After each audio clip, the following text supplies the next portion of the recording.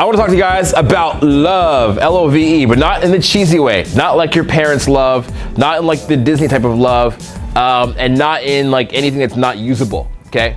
There's so much information out there about relationships, like how to have a great relationship and all that kind of stuff. I don't want to talk about that. I want to talk about the idea of like what actual love is, okay? What does it feel like to you? What are the different types of love that exist? I want you to be very clear about this because I'm trying to save you, man. I'm trying to fucking save your soul, okay? I'm in my late 30s now. I just figured this out. I could have saved myself 15 years of pain. 15 years of hard pain, guys, if I knew this earlier. But no one taught me this. Nobody taught me this to me. I just figured it out now, okay? And I'm very passionate about it because I'm really looking at my whole life and be like, oh, idiot, stupid. Why did I do that? Oh, stupid. But now I understand it. Now it makes sense to me, okay? So I'm gonna give you the truth about love. And also I'm gonna answer for you, is love dead? And give you some very, very practical tools.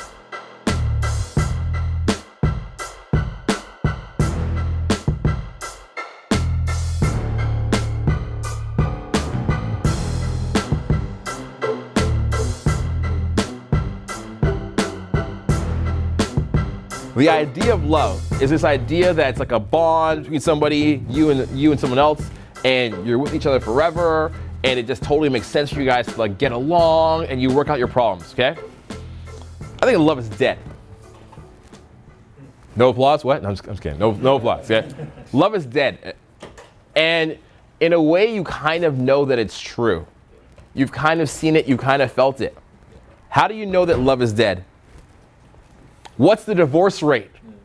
How high is the divorce rate, guys? Just shout it out. 60%. I heard it was 50, so it must have went up in the last few months. Last time I Googled that shit. 50, now it's 60%, okay? Something like that. Okay, huge amount of divorce rates. Now, isn't that crazy that just happened when? When did that divorce rate get so high? Was it 20 years ago? 60s, 10 years ago? No, it was about 10 years ago. Okay? The divorce rate, I think it doubled or something like that. No, these are bro science math here, okay? Somebody can probably Google it afterwards. But in the last 10 years, the divorce rate doubled. So now we can be kind of scientific here, bro science at least. What happened in our society in the last 10 years? Tinder. Boom. Yeah, you're right. The internet, social media. That's it. Social media. Because why would you show love to somebody when you can replace them? You know, as the internet says, as Tinder says, there's hundreds of local singles in your area just waiting to meet you. That's what Tinder literally says. Now searching for singles in your area, right? So why in the world would you work something out with somebody if there's other options? As human beings, we are not incentivized to work things out that are hard and difficult. We're incentivized to leave a situation when it gets hard, okay? Obviously, you know it's true. If somebody was giving you a problem, let's say your boss is giving you a problem, you had an equal opportunity for a job at another place, you'd be like, fuck this shit, I'm out. Don't mind me, I'ma just grab my stuff and leave. Excuse me, please. Fuck this shit, I'm out. Nope. Fuck this shit, I'm out. All right, fuck then. This shit, I'm out. So you're only as faithful as your options. And it's a very dark, disgusting thing to say, but you know it's kind of true. Because, you know, they do some studies on arranged marriage people, right? Many cultures. Are your parents arranged marriage? Yeah. How long were they together for? Like 25, 30 years. 25, 30 years, okay? And now people will say, well, the arranged marriage, maybe people aren't more happy. In some way, they've done studies to find that people in arranged marriages, even though they go through lots of like turmoil, cheating, abuse, they stay together, and they're still generally happier than the 50% of people that get divorced from a marriage, okay? So maybe arranged marriage is the answer. Good night, everybody. Thank you very much. I'm done. Okay?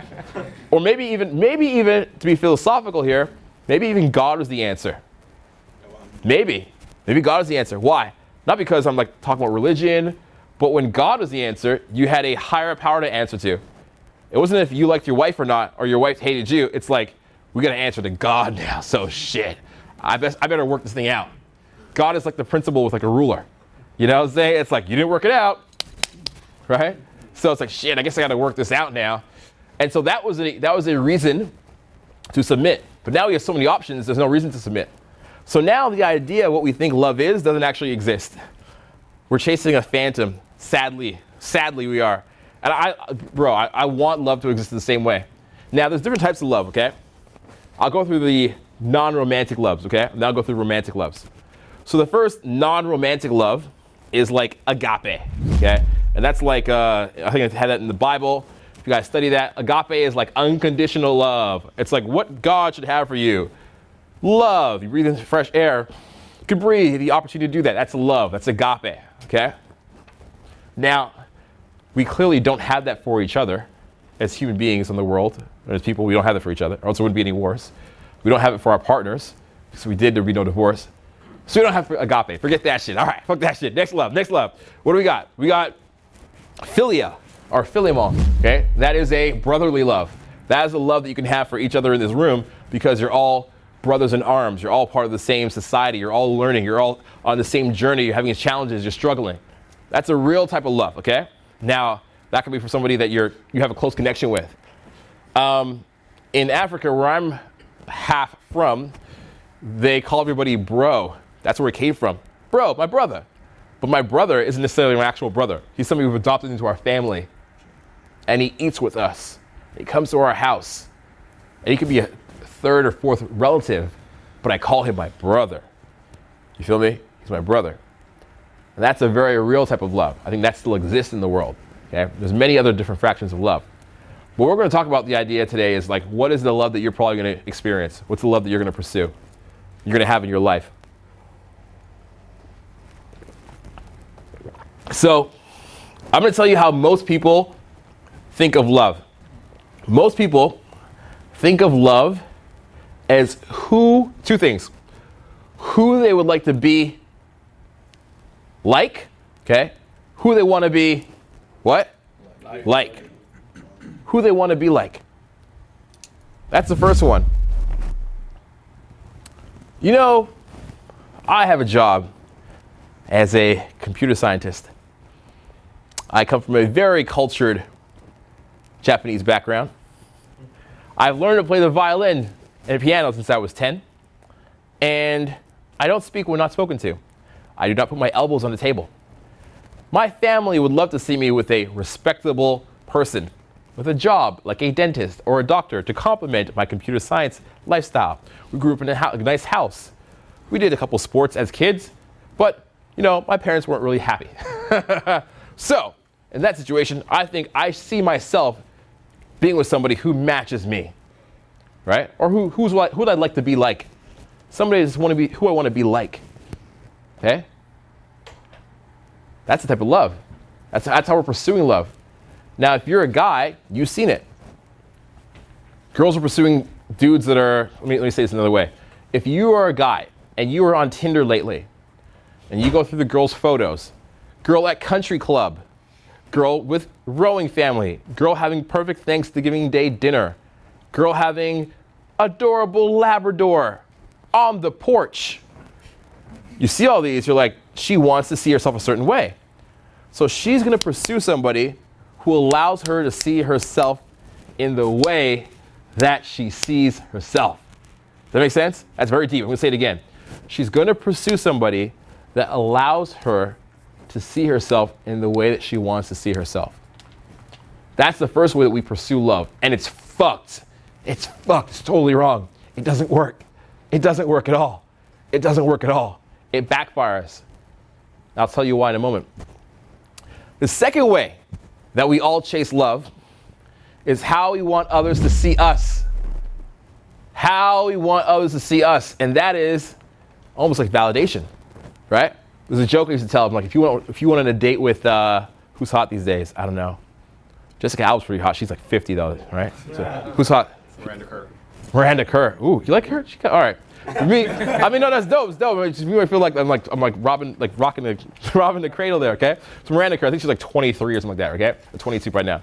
If you went on a date with Miranda Kerr, let's say you met her like at a gas station. Her car is broken down somewhere on like the I-95 or something like that, right?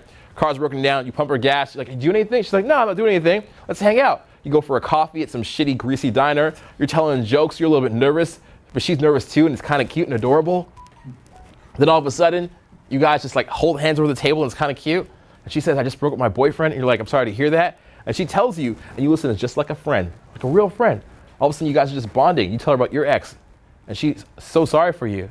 And then you walk to the car and you're about to like leave her and she's like, goodbye. She doesn't leave. And you lean in and you kiss her and she kisses you. And all of a sudden you start looking at this hotel room. You go to this hotel room, boom. You Miranda Kerr now laying in this bed in this hotel room. And it's a beautiful thing, man. And she falls asleep next to you. And you reach for your cell phone. And you do. And you take a photo of yourself and Miranda Kerr.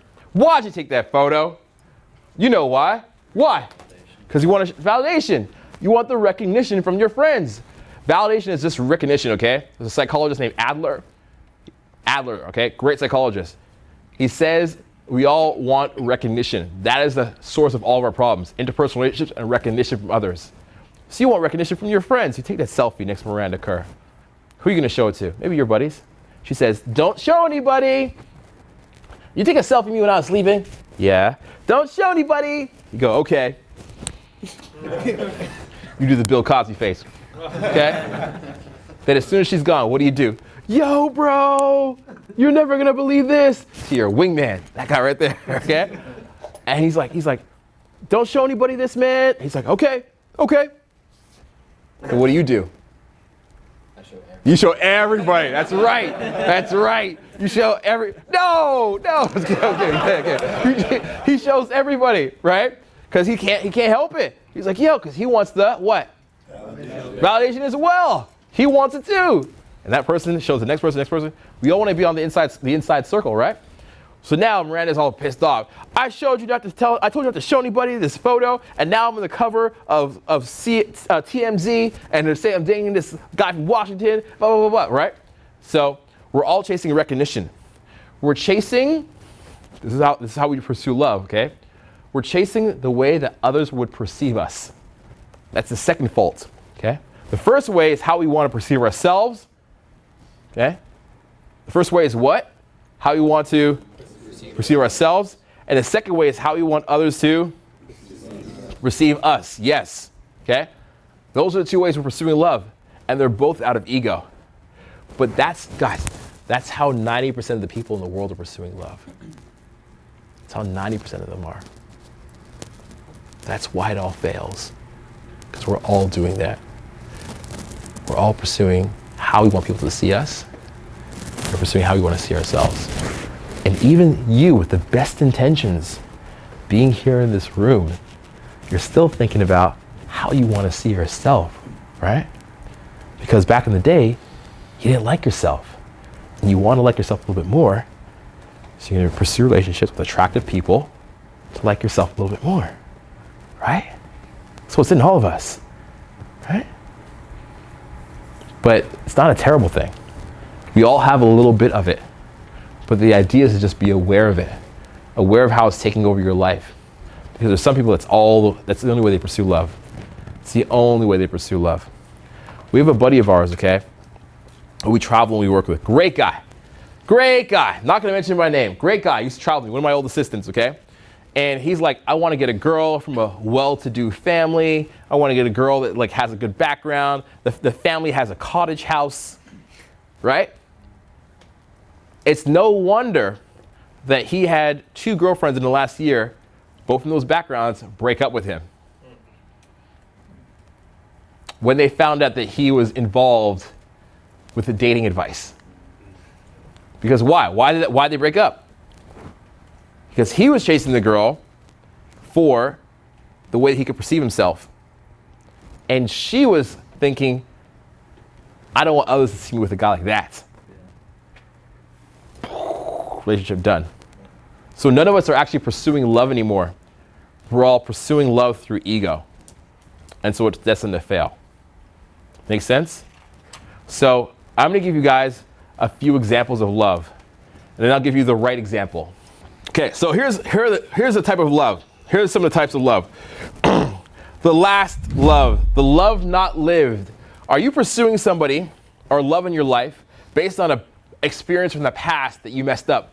Maybe in high school, somebody you had a crush on, And you're like, it was the perfect blonde girl. Or if you're a girl, it was like the Spanish guy. And you're like, you had that opportunity and you messed it up. And now in all of your current relationships, you're trying to go out and pursue love like that. Trying to pursue the lost love. Maybe you lost your mom when you were young, like straight up. Maybe your mom's not around anymore.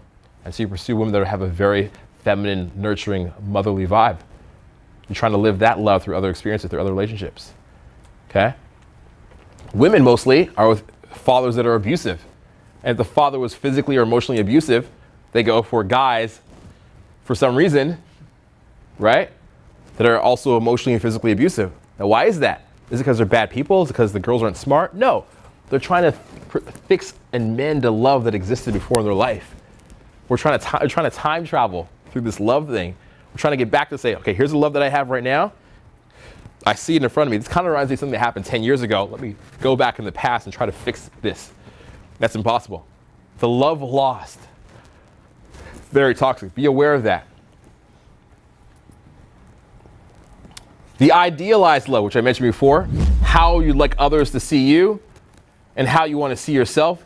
The love of who you want to be. So that's like your love of somebody because of the way they see you. Maybe you're just starting out, maybe you're a student in school, and they're like, this guy's going to be amazing, he's going to be great. And you love the way the person sees you. It's how you want to see yourself. So you're chasing that with them. All right? Or even on the flip side, bro, maybe you see yourself as a piece of crap.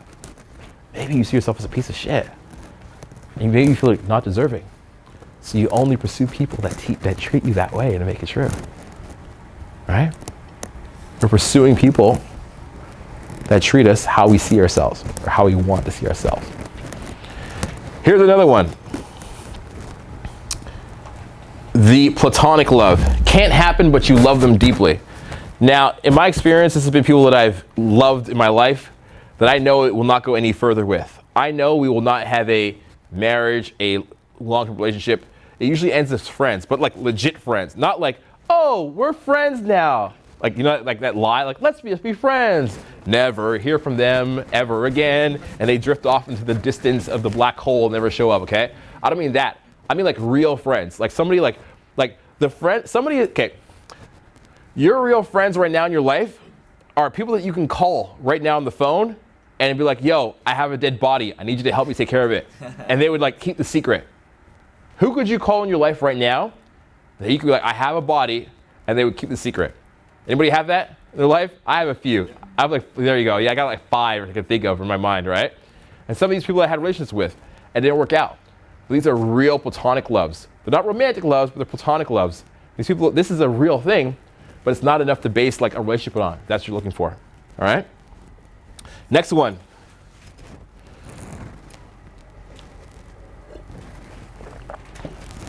The what could have happened love. The short-lived what could have happened. So imagine you're in Vegas and you're having a great time. You're having an amazing time in Vegas. And all of a sudden you meet this person just out of this world, man, blows your mind away. And she is leaving town, or he is leaving town, whichever one, in about 3 days. So the next 3 days, you have an amazing fucking time, okay? You're like going to the stratosphere, the top of Vegas. You're going on the loop-de-loop thing. You're hanging out. You're pretending to get married in the chapel, taking photos. You're going to see a magic show. But all of a sudden, the person's gone because they have to go back to their country, okay? It's a very short-lived love. And now, you're going around with like a profile in your mind. All right, the second I see a tall brunette with an art background, it means it's love. It's love. Because you had this short experience, you're like, man, I need to get this again somewhere else. Okay? The short-lived love. That also is not true. Because you're basing it on examples of people that you wished it worked out with. But you didn't know that person anyways. You lived for 3 days. You didn't really know them. I believe you can't really know somebody until it's like a year in. People put on a good presentation for 3 months. Then a year in, you see who they really are. Okay? That is a short-lived love. There's a few more I'm going to give you here.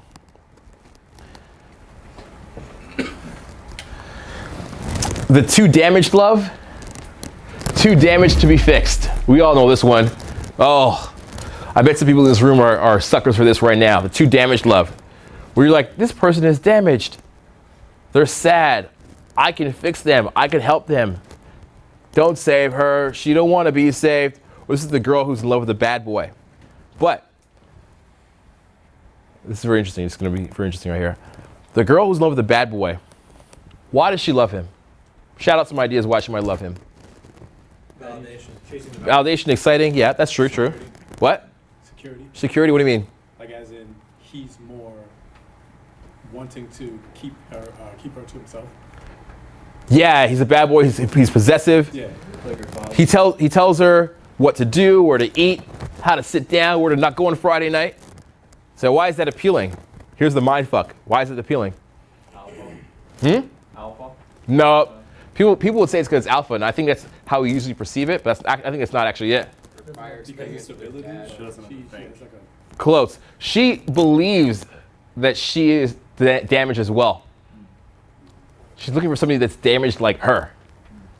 Because could you see like Michelle Obama going for like a damaged dude? Like, could you see that?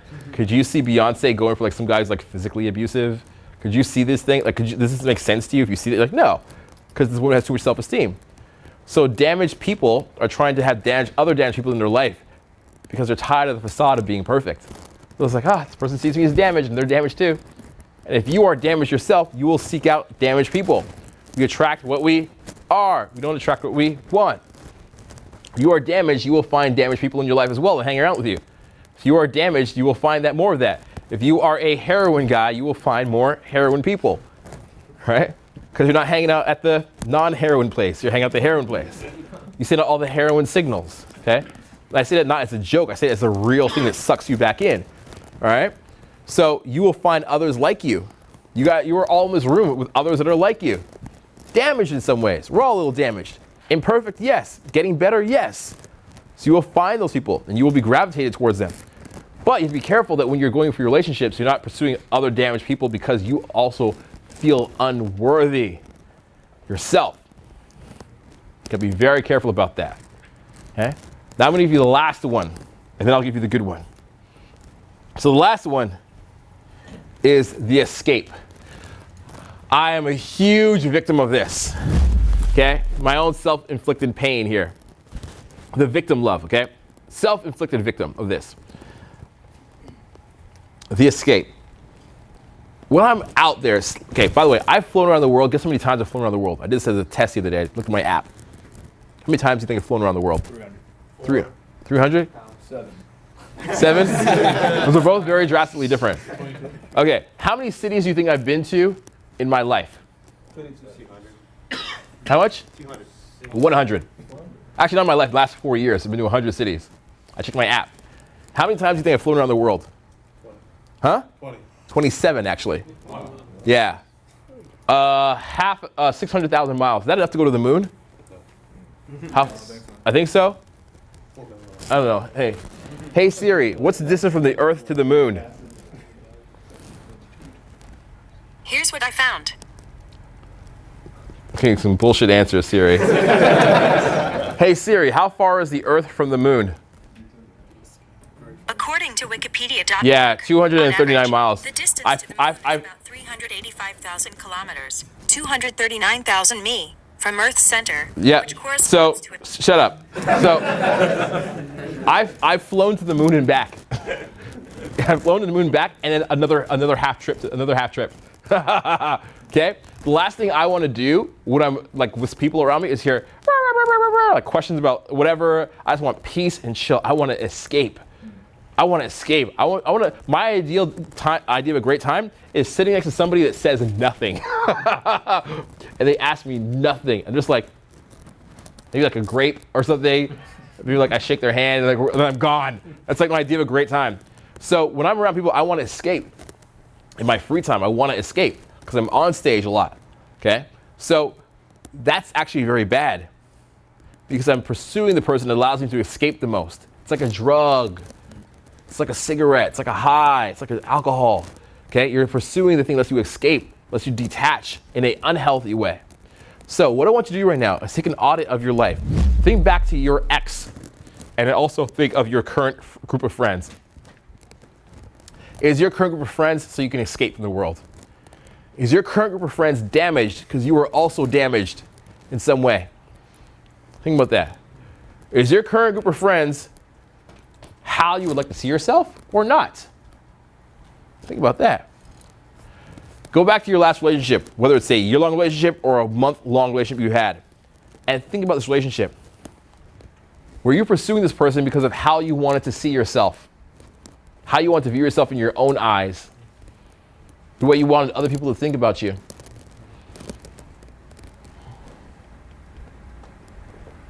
Think about that. Let it sink in for a bit.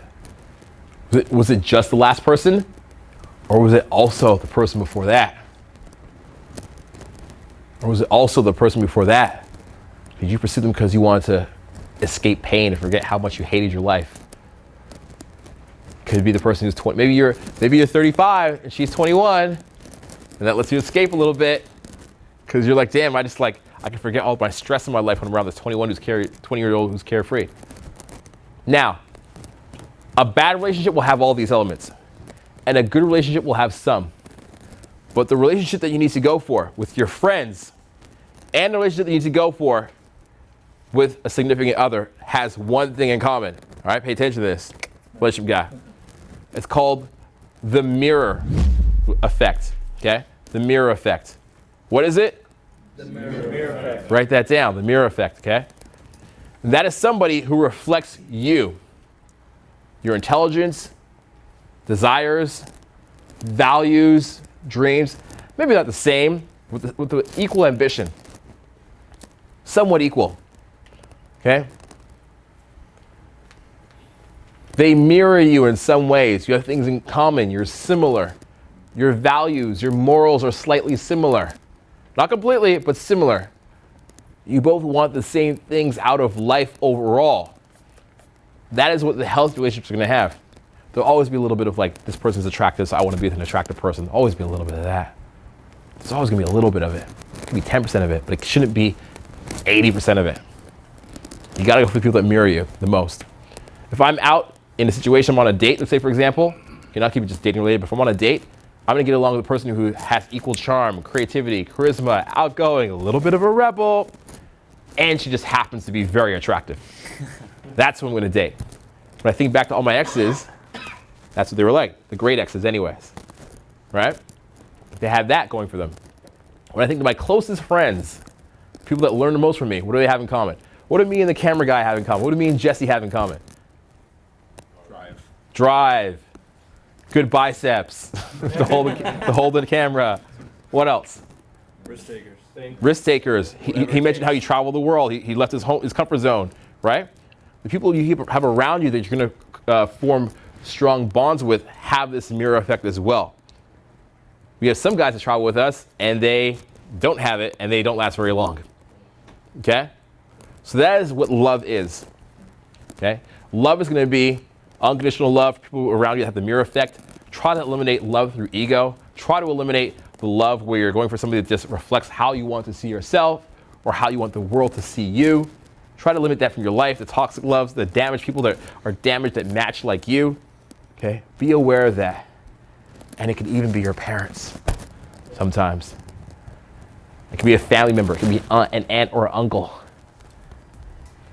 And having that person around and being close to them in that way is actually tearing you apart, bringing you down. All right, so this is overall love. This is the idea of love and how you can grow from it. Cool? Thank you. Thank you. Would you like me to personally help you get rid of procrastination permanently? Get you clarity so you can figure out what you even want in your life and then reprogram your brain so you have the courage to move forward on your path and purpose. What about new habits so you automatically move towards your goals instead of running away all the time? My name is Madison, and for the first time ever, I'm opening up my exclusive one-on-one VIP Skype mentor program to the world. Now, this is the same #1 personalized long-term coaching that my students have been getting success with for years now. For the next 2 months, I'm going to be directly in your life, in your corner, cheering you on, and fighting for you, most importantly, giving you step-by-step feedback and support. My mindset has changed completely. I can see it and I feel it. It's crazy. And I can see how all the social intelligence applies to that new job that I'm looking to do and how it's going to push me even more. And like, I'm so stoked. It's gonna give me a reason to go out more and shake more hands and meet more people. Oh man, like seriously, you guys gave me the tools, and like seriously, everything, like all the techniques and skills, I could learn that on my own. But I feel like so much freer, looser, like happier. I'm more social now to like my family and everybody. Right now, you might not be able to see the light that's at the end of the tunnel, and there's no shame in that, okay? No matter how scared you are and how scared you happen to be, you will no longer be alone because I'm gonna be there helping you through it all, fighting for you. All you have to do is click the link next to this video and fill out a short and easy application so you can see if you're a good fit for the mentoring. Then we'll be reaching out to you very, very soon. It's important that you understand this is coaching that's extremely personalized. And because I'm there with you, really going deep and really forming a bond with you, there's only a limited amount of spots available, 10 at a time to be exact. So I don't want you to miss out. Don't wait on this another second. Click the link. Let's change your life together. I'm excited to help you.